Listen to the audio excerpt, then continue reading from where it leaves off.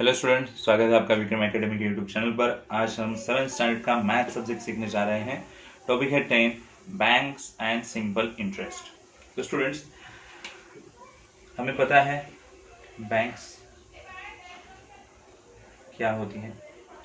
तो बैंक एक इंस्टीट्यूशन है, एक फाइनेंशियल इंस्टीट्यूशन, रिकग्नाइज इंस्टीट्यूशन, जो हमें हेल्प करता है कि पैसों का कैसे यूज़ किया जाए या फिर प्लानिंग कैसे किया जाए। तो सेविंग करना, ये जो मेन फंक्शन है, हमें बैंक की वजह से पॉसिबल हो पाता है। ठीक है, तो बैंक का मेन फंक्शंस हम बोल सकते हैं, बैंक की वजह से हम पैसा सेव कर सकते हैं, बराबर।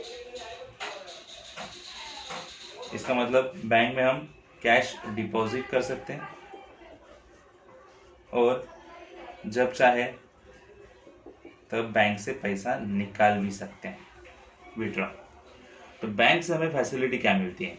हमारा पैसा हम सेफ रख सकते हैं, जैसे डिपॉजिट कर सकते हैं बैंक में, और फिर हम बोल सकते हैं कि जब चाहे हमें वो पैसा मिल सकता है विड्रॉ करके। ठीक है, तो बैंक में इसके लिए हमें अकाउंट ओपन करना पड़ता है। तो कौन कौन से अकाउंट है ओपन कर सकते हैं हम? सेविंग अकाउंट ओपन करना पड़ सकता है, करंट अकाउंट होता है, ओके, फिक्स डिपॉजिट अकाउंट होता है, जो हमें बैंक में ओपन करना पड़ेगा। वो ओपन करने पे हम अपना पैसा जो ये अकाउंट में ओपन करके रख सकते हैं, सेविंग कर सकते हैं। ओके, तो बैंक हमें ये फैसिलिटी देता है कि हम अपने पैसे डिपॉजिट कर सकते हैं, जब चाहे जब हमें नीड होगी तब हम विड्रॉ कर सकते हैं। इसके अलावा बैंक लोन यानी कर्जा भी प्रोवाइड करती है। ऐसे नीडी पीपल्स रहते हैं, बिजनेसमैन रहते हैं, जिनको पैसों की ज़रूरत है, उनको लोन दिया जाता है। ओके, लोन देने पे बैंक वो लोन पे इंटरेस्ट लेती है, क्योंकि पैसा अगर किसी को यूज़ करने के लिए दिया जाए तो उसके अगेंस्ट उस पर कुछ सर्टन चार्ज बैंक देती है। तो अगर लोन दिया है तो लोन पे जो चार्ज लिया जाएगा उसे इंटरेस्ट कहा जाएगा। जैसे कि समझो पर्सन ये है, पर्सन ए ने, मिस्टर ए, बैंक से 10,000 रुपीज का लोन लिया, 10,000 रुपीज का लोन लिया है।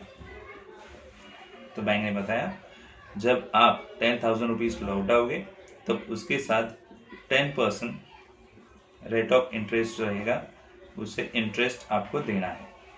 ओके, तो बैंक जब लोन प्रोवाइड करती है तब बता देगी कि रेट ऑफ इंटरेस्ट क्या रहेगा, और रेट ऑफ इंटरेस्ट बेसिस पे कैलकुलेशन करके हमें बताना पड़ेगा कि कितना इंटरेस्ट आएगा। तो ये पैसा जो बैंक से एज ए लोन लिया गया है उसे हम बोलेंगे यहाँ पे प्रिंसिपल। क्या बोलेंगे? प्रिंसिपल। ओके, तो ये प्रिंसिपल अमाउंट हो गया। जो बैंक रेट ऑफ इंटरेस्ट बता के जो चार्ज लेगी वो होगा इंटरेस्ट। ओके, तो प्रिंसिपल और इंटरेस्ट ऐसे मिला के टोटल अमाउंट हमें बैंक को देना होगा। तो जो टोटल अमाउंट दिया जाएगा उसे अमाउंट बोलते हैं। तो प्रिंसिपल और इंटरेस्ट ये दोनों को ऐड करेंगे तो क्या मिलता है? अमाउंट। ओके, तो फॉर्मूला है ये, आपको याद रखना है, ये यूज होगा आगे आने वाले सम्स में। ठीक है, तो हमें कुछ नए वर्ड्स सीखने को मिले, जैसे कि लोन यानी कर्जा, कर्जा दिया है तो इंटरेस्ट भी रहेगा। इंटरेस्ट कैलकुलेट करने के लिए रेट ऑफ इंटरेस्ट होता है। जो लोन दिया जाने वाला अमाउंट है उसे प्रिंसिपल बोलेंगे, जो रेट ऑफ इंटरेस्ट है उस पर कैलकुलेट करके मिलेगा हमें इंटरेस्ट रुपीज़ में, और दोनों को ऐड करेंगे तो हमें मिलता है अमाउंट। ठीक है, तो ये बेसिक इंफॉर्मेशन हो गया। अभी हम सम सॉल्व करने वाले हैं, इसके लिए हमें जाना है प्रैक्टिस सेट सॉल्व करने के लिए। ठीक है, तो चलो देखते हैं प्रैक्टिस सेट। तो स्टूडेंट, प्रैक्टिस सेट 40 हम स्टार्ट करने जा रहे हैं, बट उससे पहले हमें फाइंड आउट करना है इंटरेस्ट, बराबर। तो इंटरेस्ट के लिए एक फॉर्मूला है यहाँ पे। तो इंटरेस्ट कैसे फाइंड आउट किया जाएगा? तो interest is equal to principal into rate into time upon 100। Okay, so हम ये फॉर्मूला इस तरह से यूज करेंगे, P into R into T upon 100। तो ये फॉर्मूला यूज होने वाला है इंटरेस्ट कैलकुलेशन के लिए, ये नोट करके रखिए। और इसके पहले जो अमाउंट का फॉर्मूला दिया था वो भी। ओके, नाउ हम प्रैक्टिस विद 40 का सम लेंगे। ओके स्टूडेंट्स, फर्स्ट सम है, if Rihana deposit 1500 rupees in the school fund at 9 PCPA for 2 years।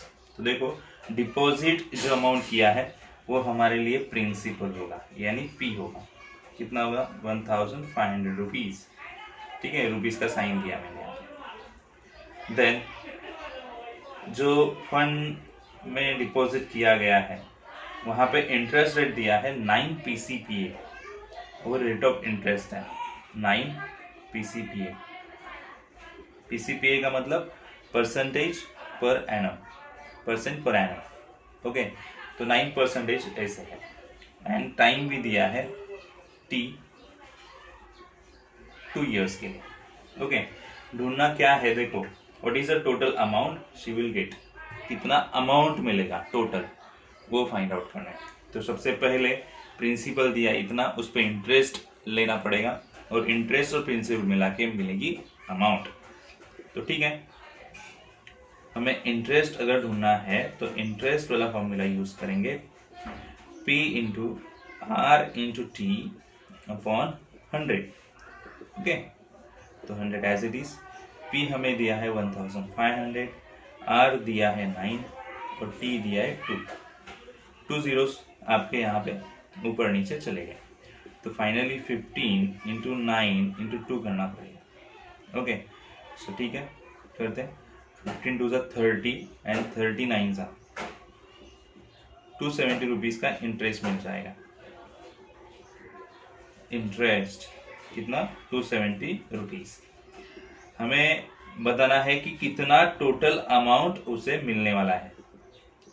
तो प्रिंसिपल जो उसने दिया है और इंटरेस्ट जो उसने मिलने वाला है, तो प्रिंसिपल अमाउंट 1500 का और इंटरेस्ट 270 का, तो टोटल अमाउंट 1770 ये उसे मिलेगा।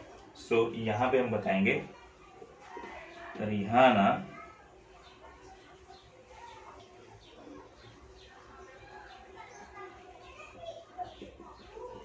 will get total amount 1770 rupees. Okay, तो स्टूडेंट्स यहाँ पे फर्स्ट सम सॉल्व हो चुका।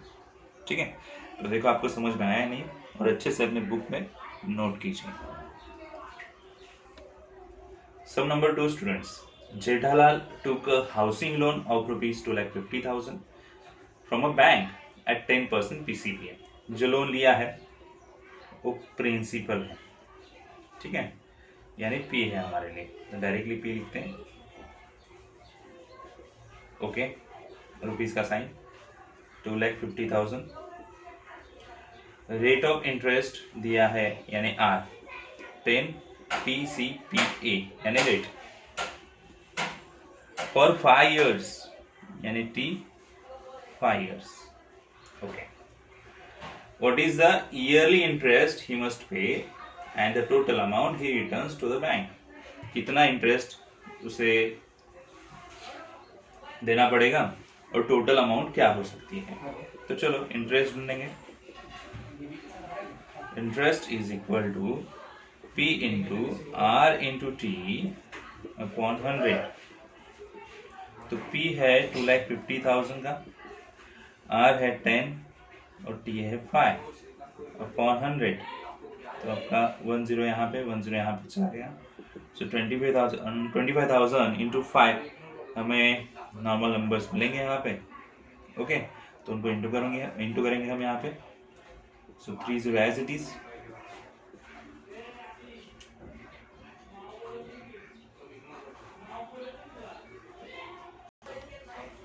तो इंटरेस्ट, टोटल इंटरेस्ट हमें मिला है ₹1,25,000 का। अच्छा, आपको बता दो ये इंटरेस्ट जो मिला है टोटल यानी 5 साल का है, क्योंकि ईयर्स 5 ईयर, सो 5 ईयर्स के लिए इंटरेस्ट ये है। ओके, तो इंटरेस्ट फॉर 1 ईयर कितना आना चाहिए? तो 1,25,000 को हम 5 से डिवाइड करेंगे तो हमें मिलेगा। ओके, कितना आएगा? 25,000 का ईयरली इंटरेस्ट मिलेगा। ओके, ये ईयरली इंटरेस्ट है, क्योंकि क्वेश्चन वहाँ पे पूछा है ईयरली इंटरेस्ट बताओ, तो इसलिए ईयरली इंटरेस्ट, टोटल इंटरेस्ट यही है। ओके, और अभी हमें और एक आंसर यहाँ पे बताना है, टोटल अमाउंट कितना वो रिटर्न करेगा। टोटल अमाउंट तो कितना रिटर्न करेगा देखते हैं। तो प्रिंसिपल प्लस इंटरेस्ट लेना पड़ेगा। प्रिंसिपल कितना है? 2,50,000 एंड 1,25,000 का इंटरेस्ट आया, तो टोटल अमाउंट कितनी बननी चाहिए? 3,75,000 की। ओके, तो यहाँ पे फाइनल आंसर हम लिखेंगे, he will return total amount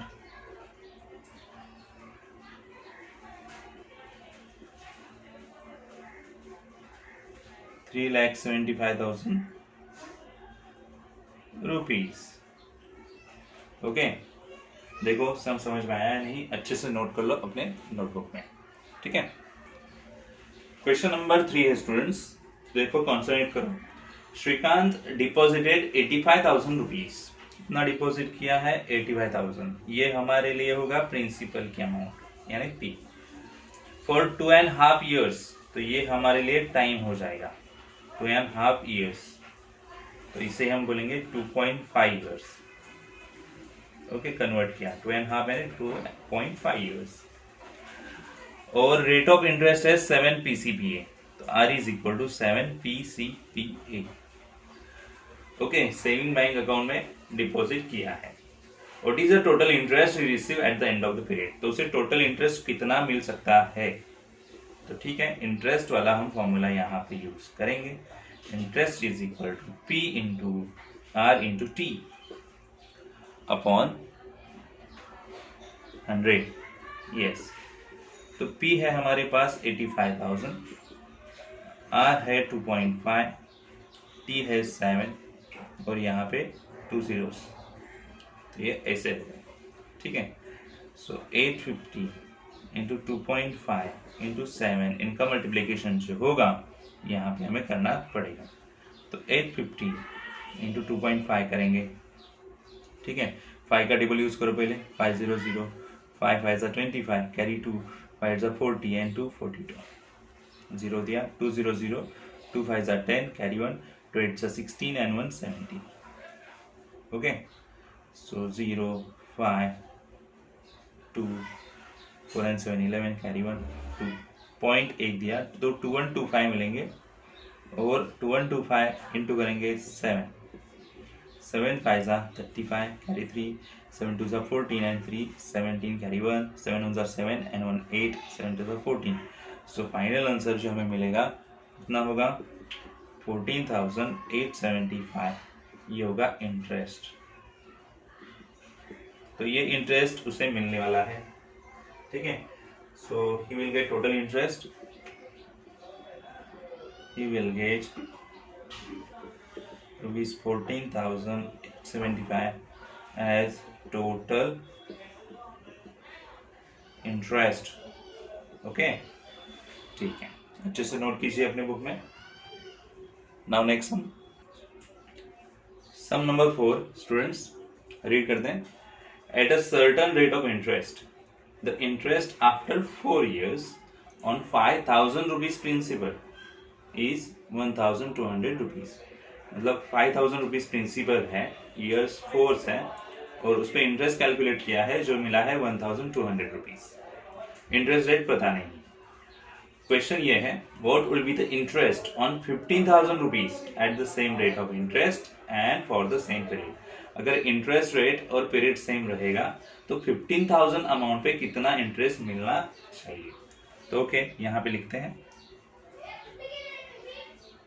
क्या लिखेंगे, the interest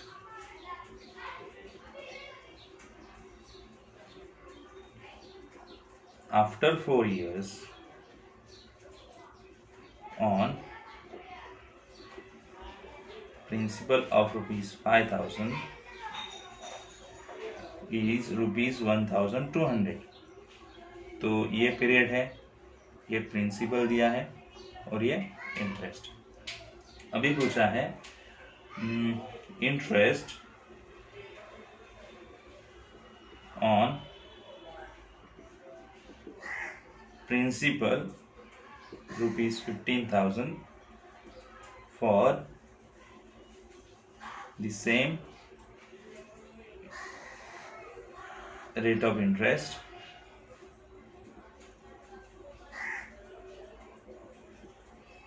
and for the same time।